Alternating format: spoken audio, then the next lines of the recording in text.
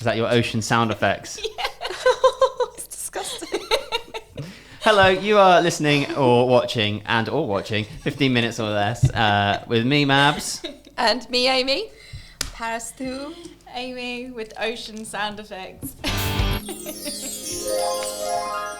Oceans. ASMR. I'm going to stop that now. me out in my I'm going to start the clock, so 15 minutes. This week we're on to the letter O, and we are talking about oceans. Yay. Where's the sound effects? Sorry. I'm here. Yep. What was yours? Seagulls. They're not in the ocean. They only go out above to the it. sea to die. Oh. What? And that's 15 minutes or less? No, I'm not. They feed from the ocean. They only go out far into the sea to die. Also, you may notice if you're watching this on the wide angle that the screen in the studio keeps flicking on and off. That's because of the god of the sea, Poseidon, who's very angry that they're not getting a mention. So shout out to Poseidon. So just sort it out. Don't mess with the TV, please. Oceans, bit of a broad subject. So I would like to open the podcast by asking everyone around the table, do you know how many oceans there are on the planet? The seven seas. Yes. Just checked before the podcast. Oh, I see. Yeah, everybody did no preparation for this podcast. Did? It was like, oh yeah, what, really? 5 minutes. 5 minutes. 5 minutes. Literally wrote down 7 things. I got some notes. Okay. You've made the screen go off now. Yeah, look, you've angered Poseidon. Well, actually, we're talking about oceans, but oceans is obviously very interchangeable with the word sea. And it's oddly only since American English that's become quite common. And the fact that we've referred to the 7 seas, because I said how many oceans are there, 7 seas, they don't actually know the origin of that term. No. I kind of assumed it had been one of those things that had gone on forever, because you see often in like movies and things, don't they? It's like, went on a voyage on the 7 seas. But yeah, no idea about that. Has anyone actually been to at least one of the 7 seas on a vessel? Yeah, I think. Yeah. Which one? I don't know. The English Channel doesn't count as a sea. That's a channel. So have you been on the Atlantic Ocean? I went on a cruise boat in the Caribbean. What's that? Atlantic?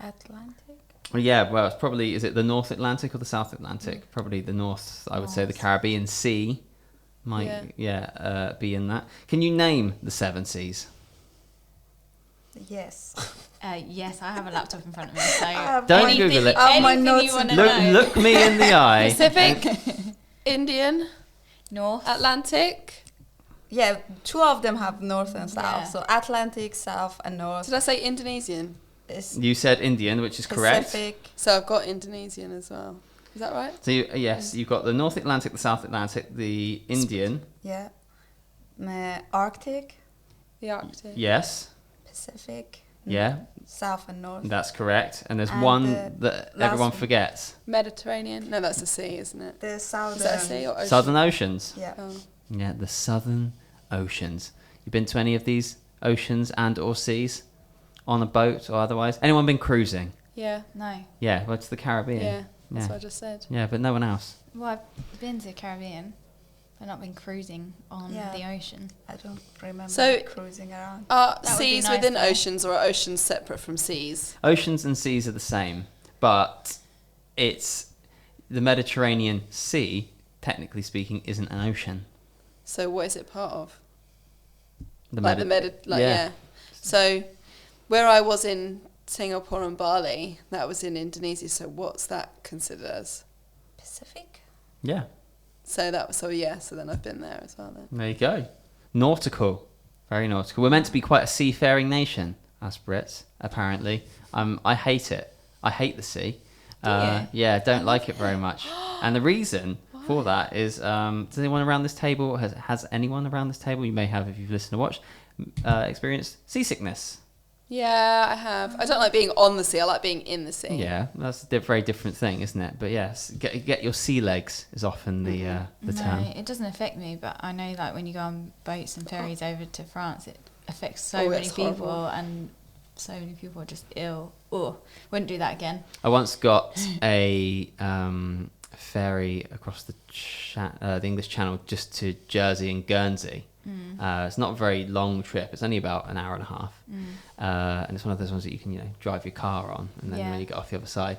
And the time I went, it was particularly stormy, and they were like, well, it's right on the cusp of what shouldn't be allowed to travel, but we're going to do it anyway because it's not above it, it's just on the limit. And that was a very horrible first experience of a reasonably length journey. But it was quite funny because there were a lot of people, the boat was going all over the place, a lot of people being quite unwell. And the way I got over it was I went and sat out on the deck, even though it was pouring with rain, because I could see the horizon. It wasn't quite so bad. But it's interesting because a lot of passengers very unwell on that trip. But there were guys that obviously, I don't know if they were driving trucks or whatever, but they were clear that they did the journey a lot. They were obviously, it was a working journey for them. They were sat having a full English breakfast on this rocking ship while everyone else was being ill. Yeah, I couldn't, no way. Couldn't do that. Couldn't have a full English breakfast with that going on. I think I could. Fine. You're quite tough. Yeah. Quite tough. Got your sea legs. Have you been on many boats? Yeah, we used to get the ferry over to France quite a lot. But I wouldn't want to see everything else because there is a lot of people being sick and that. If you're not in an area, if everyone's all right, then I would eat my breakfast. But if not, then no. If people are puking on your bacon, you're not interested. It's just disgusting. It's really horrible. On your bacon. Back to oceans. Back to oceans and not being seasick. Yeah, so seasickness is quite common. It's very similar to if you're traveling in a moving car or if you're on a carousel, and it's that up and down motion. And it's all to do with your inner ear, all to do with signals between your eyes, brain and inner ear, and they're not matching up, which is what causes you to feel seasickness. Mind you, I get dizziness a lot, so really, am I really being honest to myself if I think I'd be all right? Or maybe you're just land sick. Yeah. Maybe you're born for the ocean. I think so. I mean, I've got to be honest, wonky. when I look at you, Amy Blaker, I do often think, yeah, I could see you as a mermaid. Great. Yeah. Or pirate? Yeah, parrot on your shoulder, No. peg leg. Pirate Ames. I don't have a nautical sound on my desk. This is the closest I've got. I've got this. Oh, hang on. Come on. You play the Don't do Jolly it. Roger music. Oh, God. So does anyone know how much salt water in our oceans covers the Earth? Oh, no. It's 97% of all water on Fail. the planet. It's 361 kilometers squared, which is an awful lot. And that's obviously divided up into all the several seas and oceans and everything that we talked about. 71% of the Earth's surface is open ocean. 97% of the water is salt water. So there's not very much fresh water at all. And you can't drink water from the sea, which you'd learn if you've watched the movie You have to evaporate Castaway Yeah. with Tom Hanks. Not from science or just living life. That's how you know. If you watch the Life of Pi, Mm. he had a system that filtered water so you could drink it. That's smart. Yeah. So you could do that if you ever got stuck on the ocean. What I like about those movies like Life of Pi and Castaway is it does make you think a little bit. It's like, if I got stuck at a raft in the middle of the ocean, what the hell would I do? I mean, I think I would die. Yeah. I mean, because I don't know enough about survival. Need a week with Bear Grylls. Yeah. The horrible thing is you're not going to just die. Yeah, you're going to die slow. Oh my God. Or you're going to get seasick and then get more seasick from drinking salt water because you're desperate for And then water. you're going to die. This is really nice. It's a cheery subject, Yep. the oceans. Bring the sound of. That's right.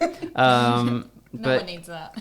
there was one thing that Parasty pointed out just before we started this podcast, which is completely true. We don't know very much about our oceans at all. We actually know more about our moon and our solar system than we do about our oceans, which is quite fascinating.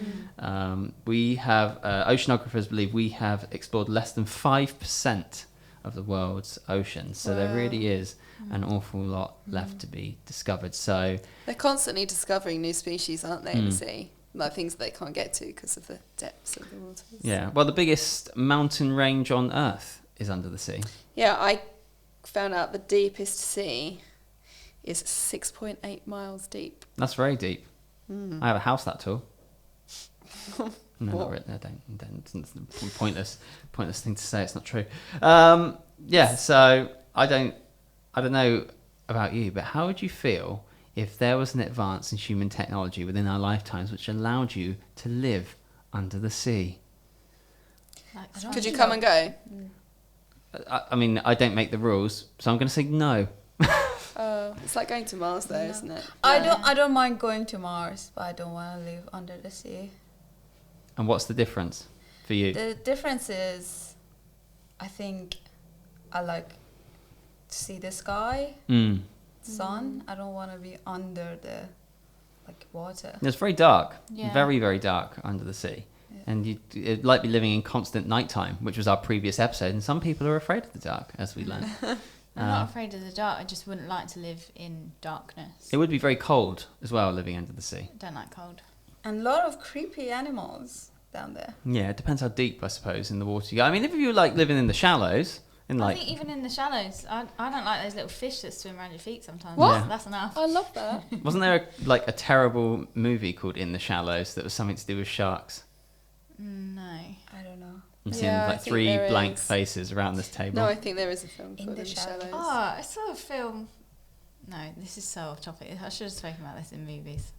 Go back to the other one. Well, I did reference a movie there. You got. I mean, if you're going I'm 2 episodes thinking of back. some sort of clip that I saw recently where it was on a beach and the people couldn't touch the sand. If they touched the sand, they died. This was an actual film. An actual film. It sounds like a game you play as a child. No, it was. The sand is ridiculous. lava. Yeah, the sand is lava. Did I show it in the office or not? No. No. Oh, it's really Well, rubbish. I definitely want to see it after the podcast. Yeah. Google it, everyone. Yeah, I mean, I'm not big on oceans. I don't surf. I don't sail. I don't can't paddle. swim. I can't swim. But I can, well, like a dog, as we established before. I am basically a dog when it comes to like doing that. But yeah, there isn't very much that I can do in the water. But I think one thing that everyone has watched and has had an effect on them was the BBC series a couple of years ago, Blue Planet 2 with David Attenborough. That has sort of changed a lot of perspectives on how we treat our oceans, especially in regards to plastic. There was a big thing earlier this year, wasn't there, where Glastonbury Festival stopped using plastic bottles in reaction to that programme. Apparently it was like 1 million less plastic bottles. Do we know what they used instead? No, I don't. I think they just didn't sell them. I think they had refill stations Oh, okay. Got on you. site. That's a good idea. Yeah. Amazing. But I mean, I think you don't really appreciate, despite the size of the oceans and the seas, how much of our waste from land goes out there. I mean, I think that really highlighted that. There's a campaign that's actually just launched, which is influencers that show how much plastic waste is on the beautiful beaches. So I don't know if you saw it when you went to Bali. Oh my goodness, I But saw it. a lot of people, especially influencers, don't show just how bad these beaches Yeah. are, whereas Social Chain have just launched a campaign and it's actually got all the plastic in the images. So they're like beautiful images, but then they're surrounded by plastic to make you realise what you're seeing is the reality compared to what you actually think you're seeing when people have photoshopped everything out. Yeah, well, absolutely. I mean, there's a lot of charities, obviously, as well, that are really trying to highlight and bring this issue to light. Greenpeace had their famous campaign a couple of years ago, which kind of gets circulated around, where they put a replica whale on a beach, and it was filled with the plastic. Yeah, I saw that. Yeah. And then obviously our friend Josh works for the Marine Conservation Society. They've done their whole Bottles for Change campaign, where they're trying to get behind the scheme where you'll get money for recycling your plastic and glass bottles, so you don't end up in the ocean. But yeah, there's lots of good initiatives, really. It's just, I think it's a frightening concept. It's that out of sight, out of mind thing, isn't it? How much stuff's going out there. Well, all these years we're thinking that, rubbish is just disappearing, but realistically it's not. It's going into piles and being shipped off to other countries where they're having to deal with it. I mean, I've seen horrific videos of Indonesia where their rivers and their lakes are just full of flowing plastic that you can't even see the water. It's that bad. And when I went to Bali, I remember thinking, like, 'cause it's in the Indonesian Sea, I remember thinking, oh wow, I'm so looking forward to being in like an area that feels like paradise and seeing white sands and, you know, the sea and walking in. And I remember I got there, the sea was filthy. You couldn't see your hand past like a few centimetres. And secondly, I felt stuff which I thought was seaweed and sea stuff, but when I lifted it out, it was like bits of hoarding from sites and bits of plastic and bags and all sorts. And I couldn't be in there because I thought, what else is in there? There you go. That's been 15 minutes and a poignant way to end. And I feel like the takeaway from this episode has been, we don't really know much about the ocean. We don't necessarily like the ocean, but treat it with respect. Yeah. Yeah. Respect your oceans and your oceans. Recycle my bottle. Yeah. Okay. Don't use those. Yeah. Amy Blaker, as our designated sound effects person for the oceans episode, would you like to play us out? Yep. Okay. So I'm gonna sign off, and then you're gonna do the sounds. I'm ready. Okay. We can all do some nautical sounds together. That'd be great. Thank you very much for listening and watching 15 minutes or less, and we'll be back again next time. Thanks very much. Goodbye. Bye.